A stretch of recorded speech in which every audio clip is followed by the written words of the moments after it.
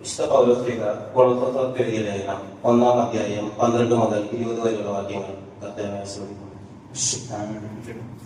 പ്രകാശത്തിൽ വിശുദ്ധിയോടൊപ്പം പങ്കുചേരാനുള്ള അവകാശത്തിന് നമ്മെ യോഗ്യരാക്കിയ പിതാവിനെ കൃതജ്ഞത അർപ്പിക്കുകയും അന്ധകാരത്തിന്റെ ആധിപത്യത്തിൽ നിന്ന് അവിടുന്ന് നമ്മെ വിമോചിച്ചു അവരുടെ പുത്രന്റെ രാജ്യത്തിലേക്ക് നമ്മെ ആനയിക്കുകയും ചെയ്തു.